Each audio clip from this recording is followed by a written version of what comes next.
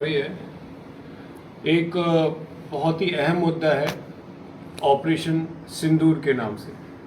जैसा कि आपको पता है कि पिछले महीने 22 अप्रैल को पहलगाम के अंदर एक बहुत ही निंदनीय कायरपूर्णता बर्बरता हुई है, जिसमें धर्म पूछ करके हमारी बहनों की मांग का सिंदूर उजाड़ा गया। उसको लेकर के पूरे देश के अंदर, पूरे विश्व के अंदर सभी लोग निंदा कर रहे थे। और हमारे देश के प्रधानमंत्री जी ने जैसा कहा था कि हर एक जान का जो जिसमें शहीद हुए हैं, हर एक बहन की मांग के सिंदूर का बदला लिया जाएगा, उनकी जमीन, उनकी मिट्टी तक उजाड़ दी जाएगी। तो कल रात सभी सेना के सभी प्रमुखों के साथ में, चाहे जल सेना हो, थल सेना हो या वायु सेना, इन सब के साथ में, सिक्योरिटी एडवाइजर्स के साथ में बैठ करके एक अहम मुद्दा लिया गया और जिसका नाम दिया गया था ऑपरेशन सिंदूर। रात को आपने देखा होगा कि सारी जगह पाकिस्तान के कुछ अड्डों पर जो आतंकवादी थे, आतंकवादियों के ठिकाने पर 9 ठिकानों पर मिसाइलें दागी गई है, जिसमें लगभग 35 से 40 आतंकवादी मारने की सूचना भी मिली है। यह जो सूचना है बहुत ही पॉजिटिव है। यह तो एक शुरुआत है, क्योंकि पहल इन लोगों ने करी है। पूरा विश्व भारत की तरफ देख रहा है। इस आतंकवाद को ख़त्म करने के लिए किस तरह भारत आगे बढ़ रहा है। कहते हैं ना कि शुरुआत आतंकवादियों ने करी है, आतंकवाद को पनाह देने वालों ने करी है, और अंत इसका भारत करेगा, भारतीय सेना करेगी, तीनों सेना करेंगी। और यह माननीय प्रधानमंत्री नरेंद्र मोदी के नेतृत्व में हो रहा है, इतनी स्ट्रांगली विजनरी। और मैं एक बात और कहना चाहता हूं कि देश के सभी पार्टियों के नेतागण भारत सरकार के सभी माननीय प्रधानमंत्री कर रहे हैं। जैसा कि कल आप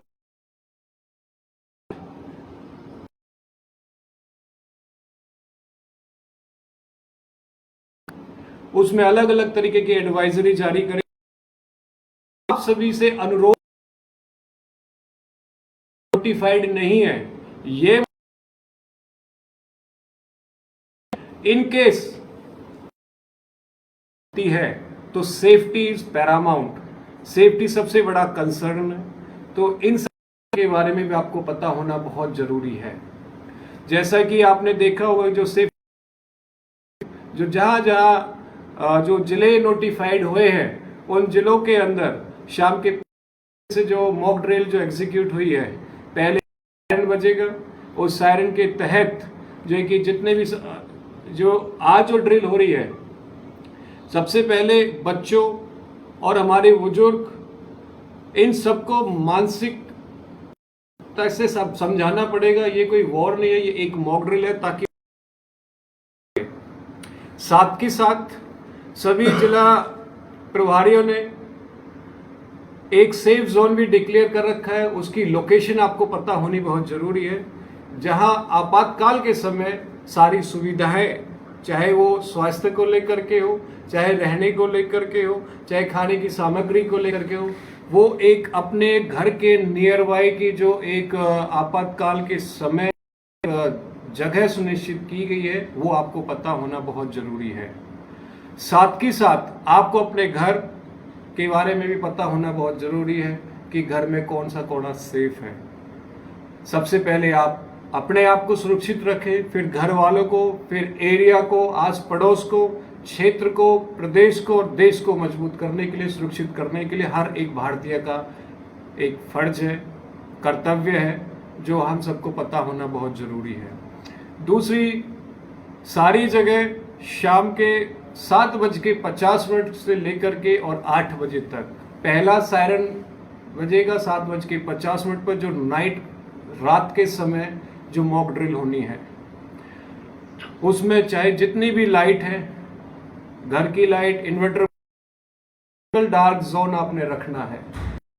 इसलिए करा गया है और कि हमें क्या करना है, क्योंकि जब एयर स्ट्राइक्स होती हैं वो लाइट देखती है, उजाला देखते हैं, पॉपुलेशन एरिया देखते हैं। काफ़ी हज़ारों हाइट के ऊपर वो चीज़ें नहीं आती है, सिर्फ और सिर्फ ये विजुअल्स देखे जाते हैं कि कहाँ लाइट जलाई जाती है। वहाँ से कुछ रात के समय कुछ नज़र नहीं आता, सब टोटल डार्क ही नज़र चलता है। एरिया से हमें पता चलता है, कहीं एक लाइट समझ जाते हैं कि कोई एक आध घर ही होगा। जब एक ग्रुप ऑफ लाइट्स होती है, काफी एरिया पॉपुलेटेड एरिया होता है, तो हमें पता लाइट के एरिया से पता चल जाता है कि छोटा शहर है, बड़ा शहर है या कोई राजधानी है।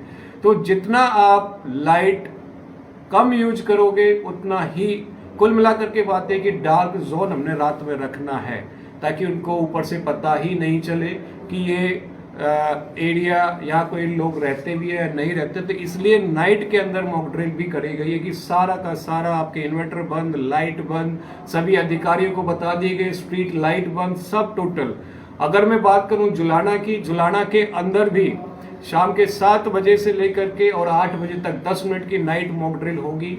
पहला सायरन बजेगा, उसमें सब टोटल लाइट बंद कर देनी है, और 8 बजे जब मॉक ड्रिल बंद होगी तो दोबारा से सायरन बजेगा कि उस टाइम आप अपनी लाइट ऑन कर सकते हैं। In case of actual war में आधिकारिक फैसले की तरफ से आपको सायरन इंडिकेट हो जाएगा, क्योंकि दिन और रात के अंदर हमने जो काम करना है वो हमने काम जैसी एडवाइजरी जारी करी गई है वो हमने रखना है। दूसरी चीज, अभी हालांकि कोई वॉर डिक्लेयर नहीं हुई है, इन केस वॉर डिक्लेयर होती है तो घर के अंदर मेडिसिन, आपके जो है कि आधार कार्ड या कोई मेडिकल हिस्ट्री, खाने की पीने को लेकर के पानी, थोड़ा बहुत स्टोरेज जरूर करें।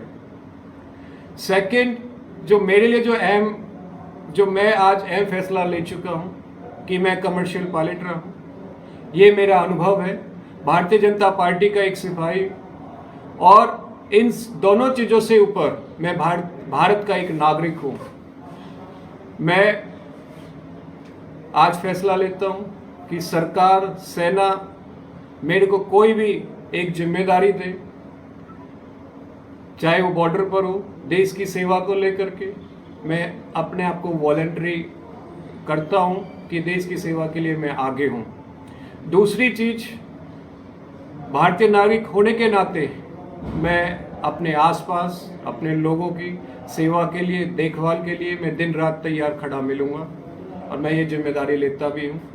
आज जैसा कि आपको पता है कि ऑपरेशन सिंदूर एग्जीक्यूट किया गया, मैं माननीय प्रधानमंत्री और हमारे देश की जो सेना है उन्होंने जो साहसपूर्ण जो काम किया है, और इसको जो लीड करी हमारी नारी शक्ति लीड कर रही है, उनकी जो वीरता है, उन्होंने जो आज इसका जो उदाहरण दिया है, मैं उनके इस कार्य को मैं सराहता हूँ। और आप सभी से मैं अनुरोध करता हूँ कि भारतीय सेना का मनोबल बढ़ाएं, उनके साथ में खड़े रहें, एक दूसरे के मजबूत करें, एक दूसरे को सपोर्ट करें, और आने वाले समय के अंदर एक ऐसा उदाहरण सेट करें कि आतंकवाद का नामो निशान इस दुनिया से खत्म हो जाए। आप सभी का मैं बहुत बहुत धन्यवाद और आभार व्यक्त करता हूं कि आप जो लोकल एडमिनिस्ट्रेशन ने जो गाइडलाइंस जो जारी करी है, आपने सभी ने उस पर अमल किया होगा, अपनी उसको उतारें और सभी को आप उसके बारे में बताएं। और साथ ही साथ हमारे जो जवान हैं वो देश की सीमा के लिए तो लड़ रहे हैं, साथ ही साथ जो लोकल एडमिनिस्ट्रेटर है और जो पुलिस फोर्स है, वो सभी पर आप अपना विश्वास जरूर जताएं। जो भी इंस्ट्रक्शंस वो दें आपने वो जरूर फॉलो करना है। आपका बहुत बहुत धन्यवाद। कैप्टन साहब, अगर आपातकालीन स्थिति हो जाती है तो जुलाना में आपातकालीन स्थिति को देखते हुए किस तरह की मेडिकल फैसिलिटी कोई अलग से प्रबंध किया गया है? इस चीज़ को लेकर के अभी मीटिंग के बाद में माननीय एसडीएम महोदय के साथ में मैंने बैठना है, उनसे मैंने जानकारी लेनी है, और हालांकि मेरी एक बार फ़ोन पे उनसे बात भी हुई है, वो सभी तैयार है, लेकिन एग्जीक्यूशन जो प्रोसीजर है वो जल्दी ही एग्जीक्यूट करके सबके सामने हम लोग वो रखेंगे भी। और मैं अपनी एक नैतिक जिम्मेदारी भी समझता हूँ कि आने वाले समय के अंदर जो भी जैसी भी सिचुएशन अराइज होती है सभी के बीच में उनको सेफ जोन में लाने के लिए हर एक चीज़ पे कार्यरत रहूँगा। और आपके चैनल के माध्यम से मैं एक और सभी को मैं मैसेज देना चाहता हूँ, क्योंकि जब कभी वॉर होती है तो ये लोकेशन देखी नहीं जाती है और सबसे बड़ी सिचुएशन अराइज होती है आगजनी को लेकर के। हमारे जुलाना और पूरे अगर मैं बात करूं पूरे हिंदुस्तान की मैं बात करूं लगभग ग्रामीण क्षेत्र है। हर गांव के लगभग 2 से 3 जोड़ है। ये मेरी अपना सुझाव है और सभी सरपंचों को, सभी मेंबर को, सभी प्रतिनिधि को मैं ये जरूर कहना चाहूँगा कि जोड़ के पास में चाहे पंप सेट हो, रेडीनेस जरूर करके रखें, पाइप जरूर बना करके रखें कि पाइप के बंडल, क्योंकि इमरजेंसी में वो सबसे दिक्कत होती है कि हम पाइप कहाँ से लेकर के आए। एक जगह जरूर रख लें इमीडिएटली इमरजेंसी में कि उस पाइप को जहाँ चाहे वहाँ यूज कर सके, पहली चीज। दूसरी चीज, जितनी भी मेडिकल फर्स्ट एड है, बैंडेज को लेकर के, ऑइंटमेंट जो आते हैं जो लगाने घाव वगैरह को लगा करके, फर्स्ट एड सभी सरपंचों की जिम्मेदारी मैं यह कहना चाहूँगा ये आप जरूर रखें अपने पास में। भगवान ना चाहे कि कोई वॉर हो, इन केस अगर आपातकालीन सिचुएशन बनती है तो प्रशासन भी आप तक नहीं पहुंच पाए तो कम से कम आप जब तक प्रशासन पहुंचे तब तक आप उन सबको फर्स्ट एड आप दे सके। तो ये चीज़ें आप अपने धरातल पर आप उस चीज़ को लेकर के आप खुद भी जिम्मेदारी उठे कि पाइप, पंप सेट, ये 2 चीज़ें और दवाई, ये दोनों चीज़ें जरूर रेडी करके रखें हर गांव में। धन्यवाद सर।